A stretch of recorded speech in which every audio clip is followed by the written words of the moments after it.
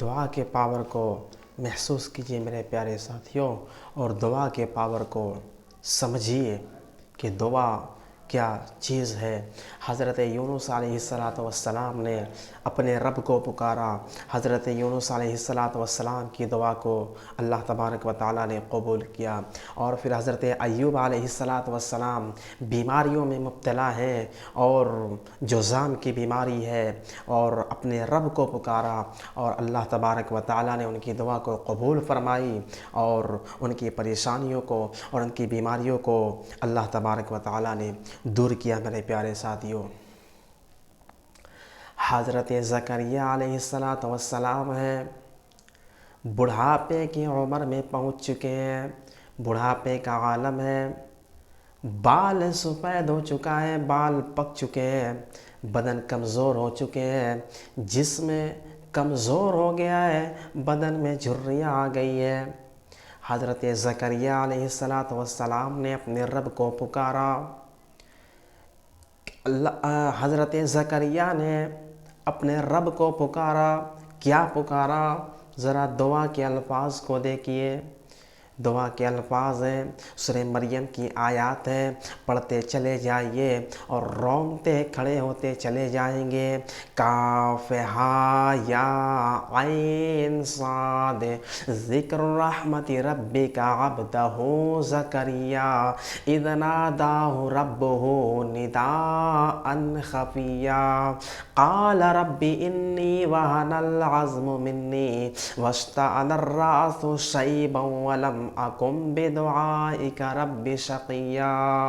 اور یاد کرو میرے بندے زکریا کو، جب انہوں نے اپنے رب کو چپکے سے پکارا۔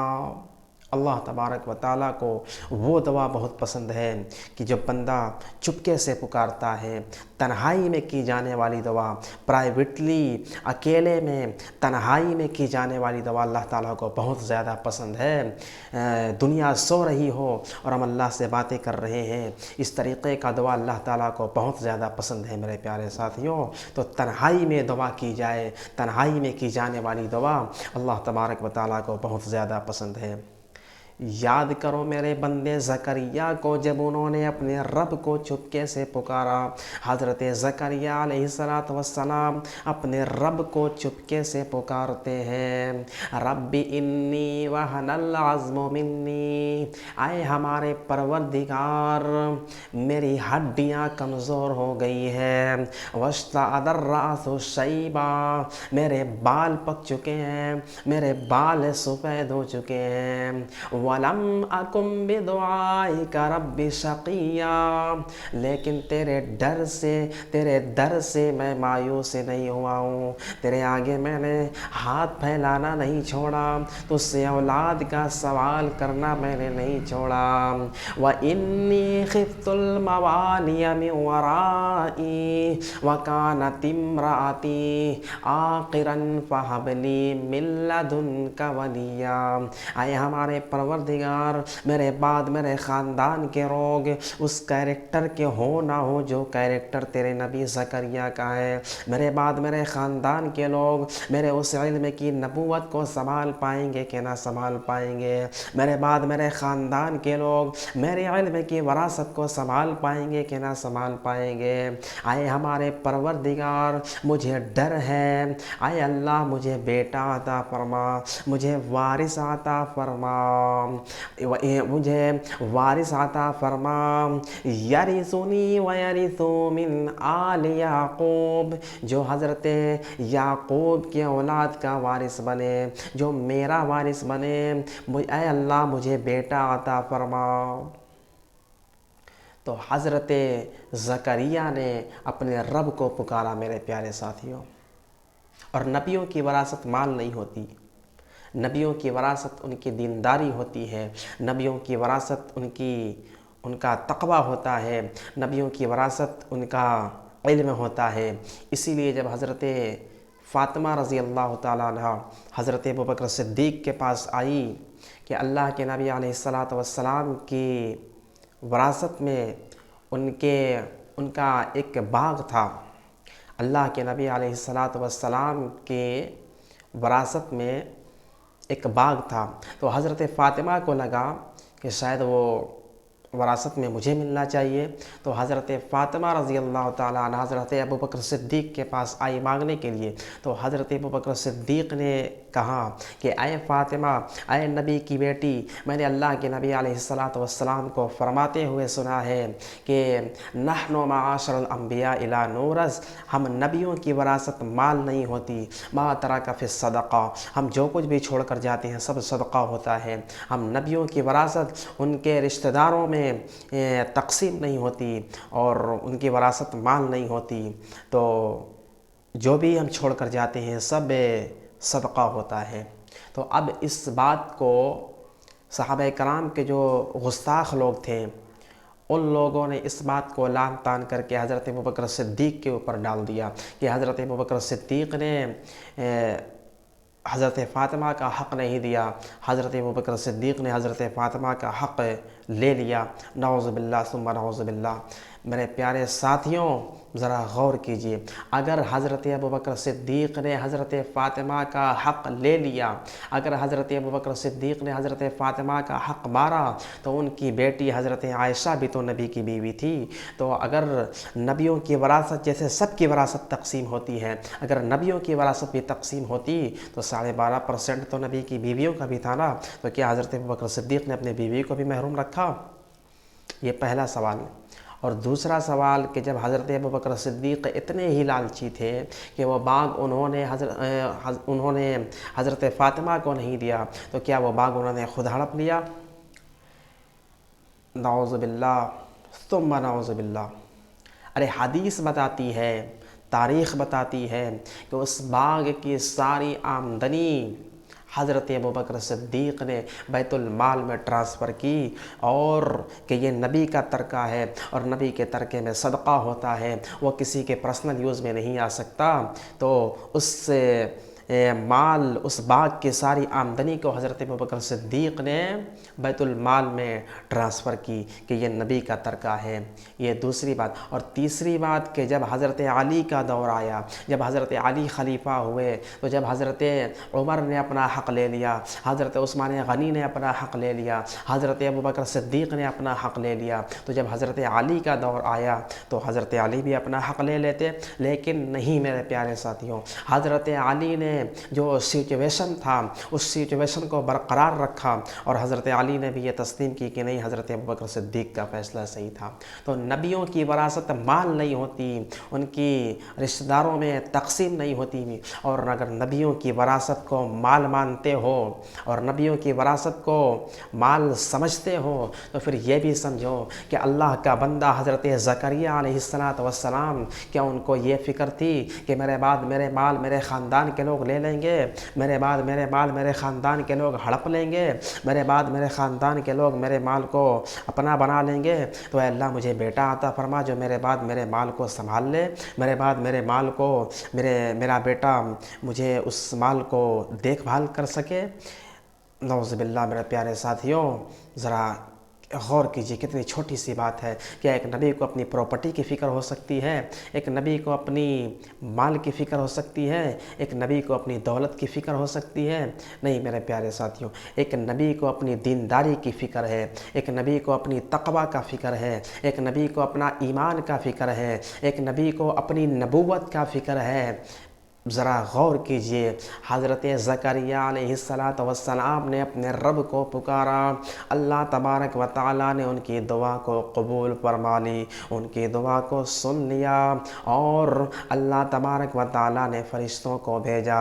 فرشتے آتے ہیں اور فرشتے آ کر یہ پیغام سنائے، فرشتے آ کر یہ پیغام سناتے ہیں، اِنَّا نُبَشِّرُكَ بِغُلَامٍ اسْمُهُ يَحْيَىٰ لَمْ نَجْعَلْ لَهُ مِن قَبْلُ سَمِيًّا۔ اے زکریا، تو نے بیٹا مانگا، اللہ تبارک و تعالیٰ تجھے بیٹا دے رہا ہے، اور بیٹا بھی ایسا دے رہا ہے جس کا نام اللہ تعالیٰ خود رکھ کر بھیجے گا، اس بیٹے کا نام یحییٰ ہوگا۔ اے زکریا، یحییٰ اتنا یونیک نام ہے کہ آج تک کسی نے نہیں رکھا۔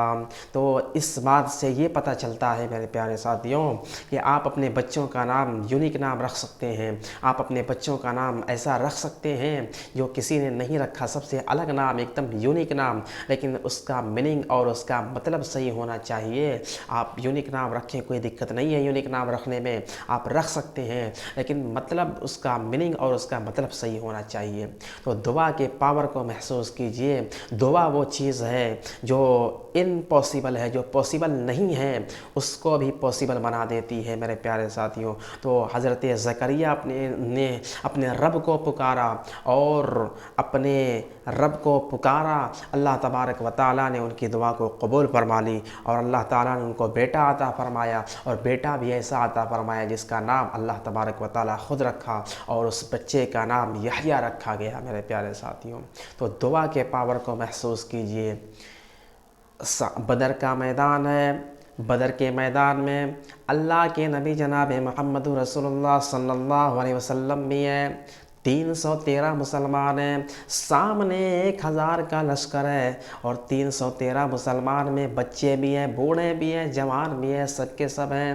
ان کے پاس صحیح طریقے سے لڑنے کے ہتھیار نہیں ہیں، صحیح طریقے سے لڑنے کے اسباب نہیں ہیں، سامنے 1000 کا لشکر ہے، اور یہ 313 مسلمان ہیں۔ اللہ کے نبی جناب محمد رسول اللہ صلی اللہ علیہ وسلم اللہ کی بارگاہ میں دعا کرتے ہیں، بدر کے میدان میں دعا کرتے ہیں، اللہم ان تہلک ہذہ العصابۃ لم تعبد فی الارض، اے اللہ یہ مٹھی بھر مسلمان ہیں، یہ 313 مسلمان ہیں، اگر یہ 313 مسلمان آج ہلاک کر دیے گئے، یہ 313 مسلمان آج ختم کر دیے گئے، ان کا نام و نشان مٹا دیا جائے، تو اے اللہ پھر آج کے بعد اس روح زمین پر تیرا کوئی نام لینے والا نہیں ہوگا، تیری کوئی عبادت کرنے والا نہیں ہوگا، تیرا کوئی ذکر و اذکار کرنے والا نہیں ہوگا۔ اے ہمارے پروردگار، یہی تو میری پونجی ہے، یہی لوگ تو میرے اوپر ایمان لانے والے ہیں، اگر ان کو آج ختم کر دیا جائے، ان کو مٹا دیا جائے، تو پھر اللہ اللہ کہنے والا کوئی نہیں ہوگا، عبادت کرنے والا کوئی نہیں ہوگا۔ اللہ کے نبی کی آنکھوں میں آنسو ہیں، اللہ کے نبی رو رہے ہیں، اور روتے ہوئے اللہ کے نبی دعا کر رہے ہیں۔ تو دعا میں رویا جاتا ہے میرے پیارے ساتھیوں، دعا میں گڑ گڑایا جاتا ہے، دعا اس طریقے سے مانگا جاتا ہے جیسے کوئی بچہ اپنی ماں سے مانگ رہا ہو، کیونکہ جب بچہ اپنی ماں سے مانگتا ہے تو ایک دم طلب کے ساتھ اور شوق اور جذبے کے ساتھ مانگتا ہے۔ تو آپ اپنے رب کو بھی اسی طریقے سے پکارو کہ میرا رب وہی ہے اور وہی دینے والا ہے، وہی ہماری پریشانیوں کو دور کرے گا۔ ایک دم شوق اور جذبے کے ساتھ مانگو، رو کر مانگو، گڑ گڑا کر مانگو، وہ رب ضرور دعا کو قبول کرے گا۔ تو دعا میں رویا جاتا ہے میرے پیارے ساتھیوں۔ اللہ تبارک و تعالیٰ نے سورہ انفال کے اندر فرمایا، اذ تستغیثون ربکم فاستجاب لکم انی ممدکم بألف من الملائکۃ مردفین۔ اور یاد کرو جب تم بدر کے میدان میں دعا کر رہے تھے تو ہم نے تمہاری دعا کو قبول فرما لی، ہم نے تمہاری دعا کو سن لیا، اور ہم نے 1000 فرشتوں کو بھیج دیا، 1000 فرشتے آئے، اور 1000 فرشتے بدر کے میدان میں تمہارے ساتھ انہوں نے جنگ لڑی، اور تم بدر کے میدان میں کامیاب ہو گئے۔ اب یہاں پر ایک اور سوال پیدا ہوتا ہے کہ اللہ تبارک و تعالیٰ نے فرشتوں کو کیوں بھیجا؟ اللہ کو مدد کے لیے فرشتوں کو بھیجنے کی کیا ضرورت تھی؟ تو اس کا بھی جواب اللہ تبارک و تعالیٰ نے اس آیت کریمہ کے آگے اللہ تبارک و تعالیٰ نے فرمایا، وَمَا جَعَلَهُ اللَّهُ إِلَّا بُشْرَىٰ لَكُمْ وَلِتَطْمَئِنَّ بِهِ قُلُوبُكُمْ۔ ہم نے 1000 فرشتوں کو اس لیے بھیجا، ہم نے 1000 فرشتوں کو اس لیے بھیجا کہ تمہارے دل کو سکون مل جائے، تمہارے دل کو مضبوطی مل جائے، تمہیں اطمینان مل جائے، تمہیں یہ نہ لگے کہ ہم صرف 313 لوگ ہیں، بلکہ تمہیں یہ احساس ہو کہ بلکہ ہمارے ساتھ ایک اور جماعت لڑ رہی ہے، ہم 313 مسلمان نہیں ہیں۔ تو دعا کے پاور کو محسوس کیجئے میرے پیارے ساتھیوں، دعا کے پاور کو سمجھیے اور دعا کیجئے، رو کر دعا کیجئے، گڑ گڑا کر دعا کیجئے۔ آج ہماری دعائیں کیوں نہیں قبول ہو رہی ہے؟ ہم اتنے کیوں پریشان حال ہیں؟ اس کی وجہ کیا ہے؟ ہم نے محمد رسول اللہ کے طریقے کو چھوڑ دیا، ہم نے قرآن و حدیث پر عمل کرنا چھوڑ دیا، ہم نے نماز پڑھنا چھوڑ دیا، ہم نے محمد رسول اللہ کی سیرت کو ہم نے اپنانا چھوڑ دیا ہے۔ یہی وجہ ہے کہ ہم پریشان حال ہیں۔ آج ایک والدین اپنے بچوں کو محنت اور مشقت کر کے نمازی محنت اور مشقت کر کے وہ ڈاکٹر بنا دیتا ہے، انجینئر بنا دیتا ہے، لیکن وہ نمازی نہیں بنا پاتا ہے۔ کتنی شرم کی بات ہے۔ اپنے آپ کے اندر کمی کھوجئے، اپنے کمی تو ہم لوگوں کے اندر ہے۔ اپنے آپ کو دیکھیے، اپنے غریبانوں میں جھانک کر دیکھیے کہ ہم کہاں کھڑے ہیں۔ دوسروں کا عیب بعد میں نکالیے گا میرے پیارے ساتھیوں، پہلے آپ خود اپنے آپ کو دیکھیں، اپنے اندر جھانک کر دیکھیں کہ ہمارے اندر کون سی کمی ہے۔